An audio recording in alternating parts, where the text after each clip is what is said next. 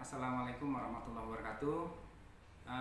Baiklah anak-anakku sekalian, kita akan lanjutkan pertemuan yang lalu membahas tentang solution. Hari ini tetap masih kita materi utamanya adalah solution, tapi kita akan membahas beberapa materi, diantaranya ini. Yang pertama nanti kita akan bahas tentang macam-macam larutan. Ya. Macam-macam larutan ini dibagi menjadi dua, berdasarkan konsentrasi, kemudian berdasarkan cara pemakaiannya. Berdasarkan cara pemakaiannya nanti kita akan bagi lagi menjadi dua, yaitu larutan oral dan larutan topikal. Kemudian nanti terakhir kita akan bahas cara melarutkan bahan obat. Baiklah, saya akan jelaskan satu persatu materi pada hari ini, ya, sebagai berikut. Macam-macam larutan itu dibagi menjadi dua, yaitu berdasarkan konsentrasi dan berdasarkan cara pemakaiannya. Berdasarkan konsentrasi ini saya akan coba jelaskan. Itu ada 4 jenis, yaitu larutan encer, larutan jenuh, dan larutan lewat jenuh. Larutan encer itu zat yang terlarut itu dalam jumlah kecil, sedangkan larutan itu zat yang terlarut dalam jumlah besar, ya. Kalau larutan jenuh itu jumlah zat yang maksimum, ya.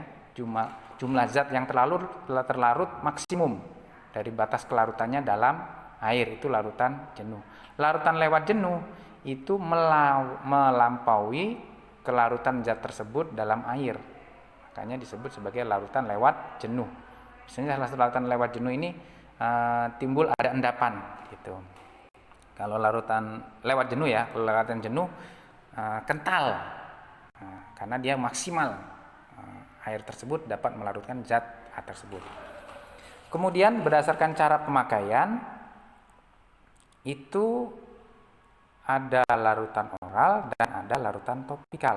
Larutan oral itu larutan yang diperuntukkan untuk melalui mulut, ya, oral. Topikal biasanya di luar melalui mulut, kulit, biasanya di kulit dengan menyuntik, ya, lewat mata, hidung, itu topikal. Nah, kita bahas terlebih dahulu tentang larutan oral. Larutan oral itu dibagi lagi menjadi 5. Yang pertama potion, itu obat minum. Nah, obat minum itu solusi yang dimasukkan untuk pemakaian dalam atau peroral. Pemakaian dalam peroral ini adalah yang pelarutnya biasanya air, ya. Potion ini pelarutnya biasanya air murni, tidak ada pelarut yang lain, disebut sebagai potion. Potion juga bisa berbentuk emulsi dan bisa juga dalam berbentuk suspensi. Yang kedua eliksir. Nah, eliksir ini solution yang ada pemanis, pengawet, pewarna, dan pewangi, ya. Bahan obat sudah tentu, ya. Tambahannya pemanis, pengawet, pewarna, pewangi, yang pelarutnya biasanya air dan etanol. Itu eliksir. Jadi bedanya eliksir dengan potion, kalau potion itu air saja pelarutnya, kalau eliksir air dan etanol atau turunannya, ya. Gliserol juga bisa, polietilen glikol, ya, propilen glikol, ya, polietilen glikol itu bisa juga sebagai pelarut. Kalau saya lebih aman dibanding etanol, lebih baik kita polietilen glikol atau propilen glikol. Itu polietilen glikol, ya, yang paling aman untuk pelarut.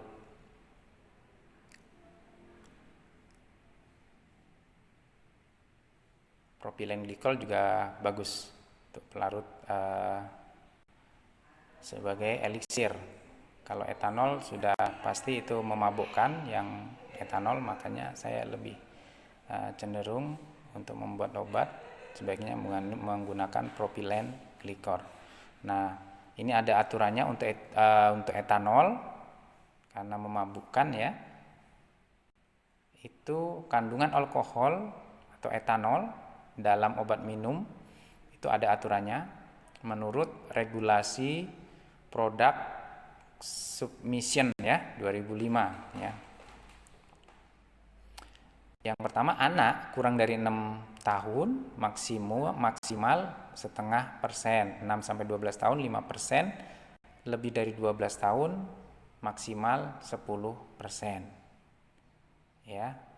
Ini ada juga yang D itu dapat juga bervariasi sampai 21 sampai 23%, tapi saya lebih baik mengambil kadar yang paling kecil yaitu maksimal 5% lah ya untuk kandungan di obat minum anak-anak atau eliksir. Kemudian yang ketiga itu ada sirup, ada 3 macam sirup, sirup simplex, sirup obat, sirup pewangi. Sirup simplex itu sirup gula ya, 65% gula ya, pelarutnya air. Cara pembuatannya bisa dilihat di FI edisi 3. Kemudian nipagin 0,25% B per V. Sirup obat mengandung satu atau lebih jenis obat atau tanpa zat tambahan digunakan untuk pengobatan. Nah, itu sirup obat. Intinya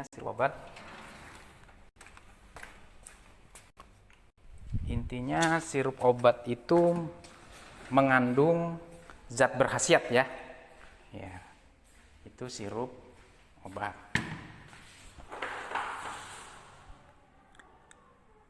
Itu contohnya OBH sirup dan banyak lagi ya. Sirup-sirup yang ada di pasaran. Sirup pewangi. Nah, sirup pewangi ini tidak mengandung obat, tapi mengandung zat pewangi. Ya. Zat pewangi atau penyedap. Penambahan sirup ini bertujuan untuk menutup rasa atau bau yang tidak enak. Contohnya surplus sirup ya, dengan berbagai rasa dan aroma. Kemudian yang keempat itu netralisasi saturasi dan post-show effervescence.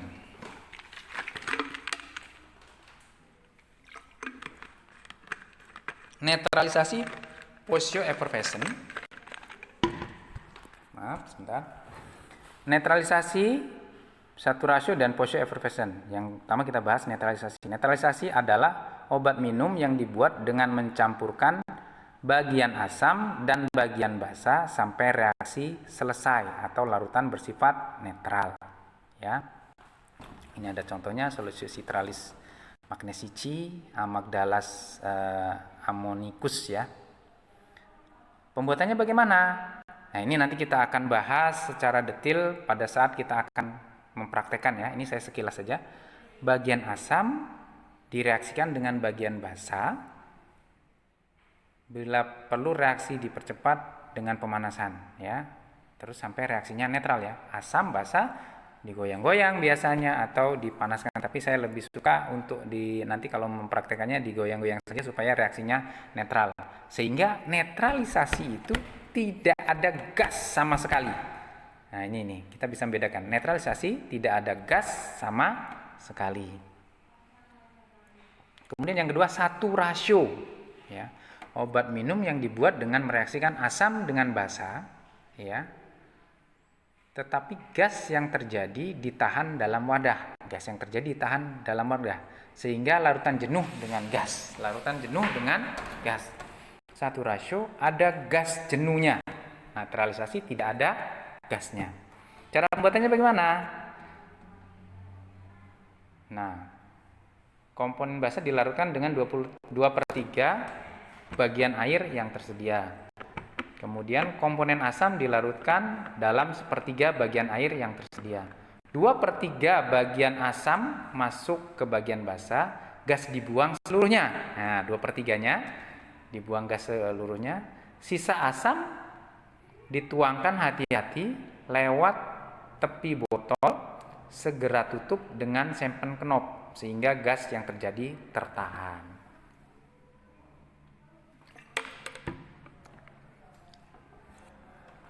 Nah, sempen kenop ini tolong disiapkan dari sekarang. Tanya dengan kakak kelas kalian sempen kenop itu seperti apa. Kalau memang dicari di pasaran tidak ada, boleh minta bantu kakak kelasnya, kan sudah tidak dipakai lagi, boleh didonasikan ya ke kalian, diminta lah. Mudah-mudahan mereka ngasih. Kemudian Poisson effervescent adalah satu rasio yang CO2-nya lewat jenuh.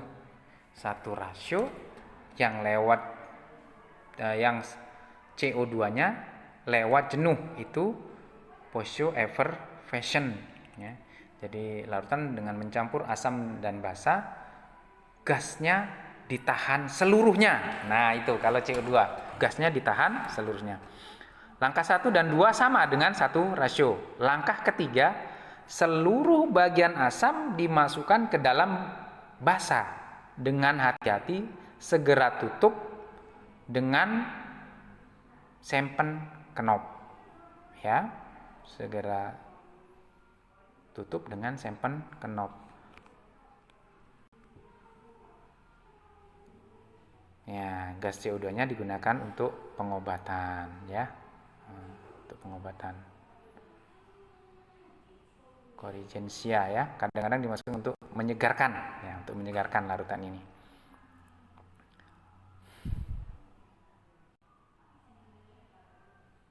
Nah, ini tinggal dibaca saja. Kemudian ada penambahan bahan-bahan ya. Zat-zat yang dilarutkan dalam bagian asam itu zat netral, zat mudah menguap ya, yang bagian asam. Dan sirup. Zat-zat yang dilarutkan dalam bagian basa apa? Garam. Bila saturasi mengandung asam tartrat, itu harus dimasukkan ke dalam basa. Nah, ini ada hitungan. Jadi asam dan basa itu ada perbandingannya. Nah, tabel ini adalah tabel saturasi dan netralisasi. Di sini baca tabelnya bagaimana?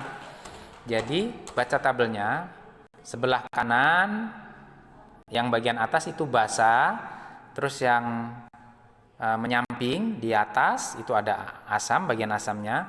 Kalau asam di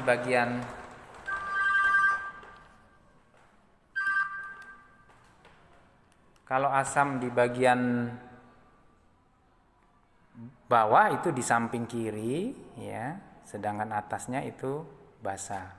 Yang atas basa sebelah kiri ya, yang asam sebelah atas. Kalau yang bawah asam sebelah kiri, basa bagian atas. Bacanya bagaimana? 10 nih, saya contohkan satu saja ya. Bacanya itu kan ada tulisan di sudut kiri untuk 10 bagian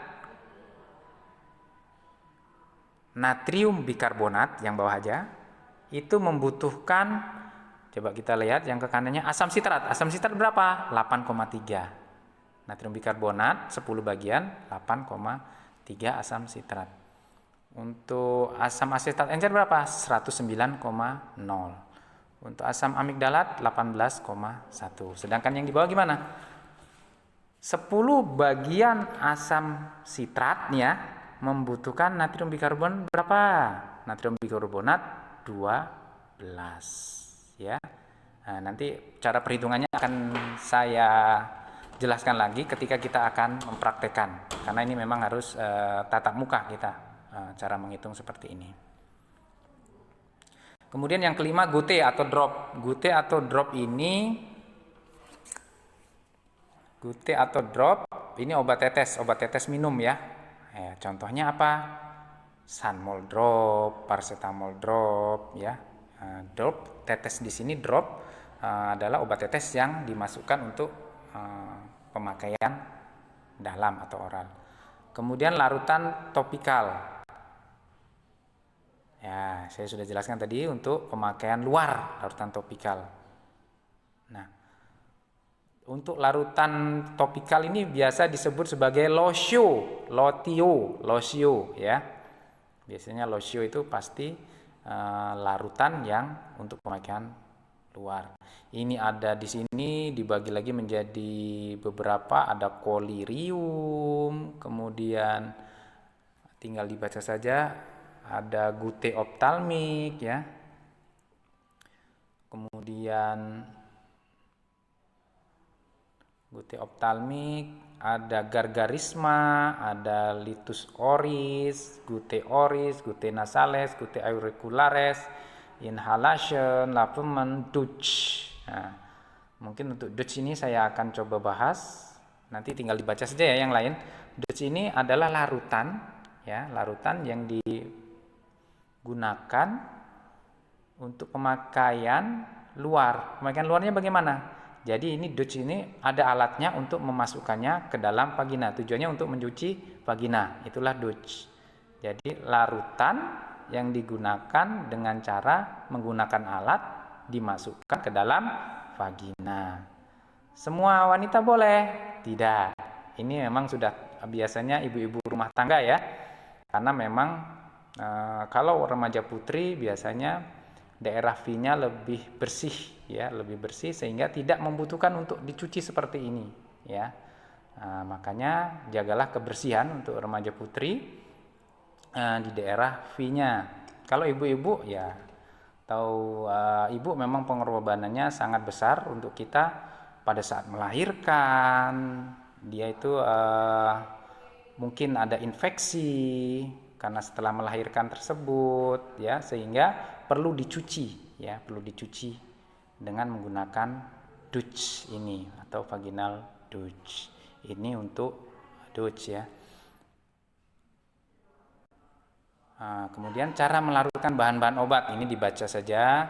Adsleben itu apa? Adsleben adalah gerus tuang. Bagaimana caranya? Nanti kita mudah-mudahan pada saat membuat netralisasi satu rasio akan saya jelaskan ya.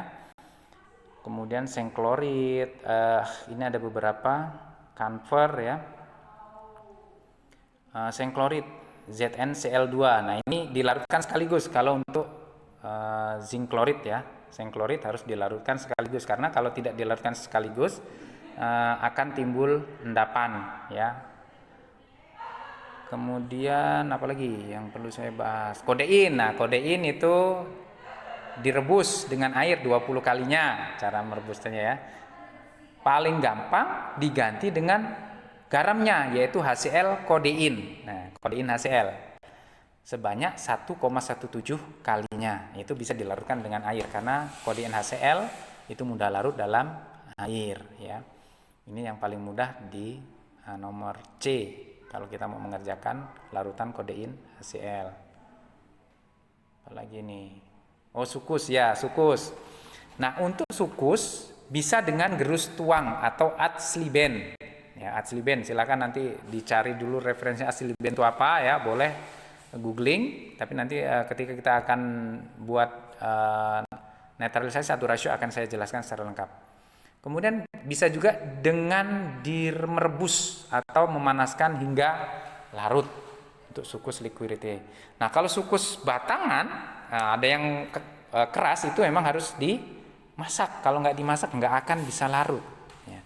Tapi kita akan menggunakan sukus serbuk di lab. Jadi cukup dengan dilarutkan menggunakan air panas ya. Itu untuk sukus. Terus apa lagi ya? Nah, amonium klorid ada nggak di sini? Amonium klorid. NH4Cl itu amonium klorid. Besok kita akan praktekkan ya, minggu besok. Silakan dicari nanti amonium klorid atau NH4Cl itu kelarutannya di mana, boleh dicari di referensinya Farmakope Indonesia ISDC 3. Kemudian nomor 14, bila ini juga perlu diperhatikan, bila terdapat bahan obat yang harus diencerkan dengan air, hasil pengencerannya yang diambil paling sedikit adalah 2 cc. Paling sedikit 2 cc. Tidak boleh lebih dari 2 cc. Ya, itu untuk pengenceran. Mungkin itu yang bisa Bapak sampaikan. Untuk pertemuan yang akan datang kita akan membahas tentang hitungan farmasi. Ya, hitungan farmasi ini cukup rumit ya.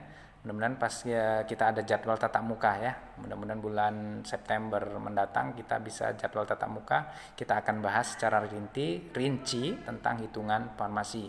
Karena kalau online saya cukup kesulitan mungkin untuk menjelaskannya dan kalian juga agak sulit untuk menerimanya untuk hitungan farmasi ini. Terima kasih, semoga bermanfaat ya penjelasan dari saya ini.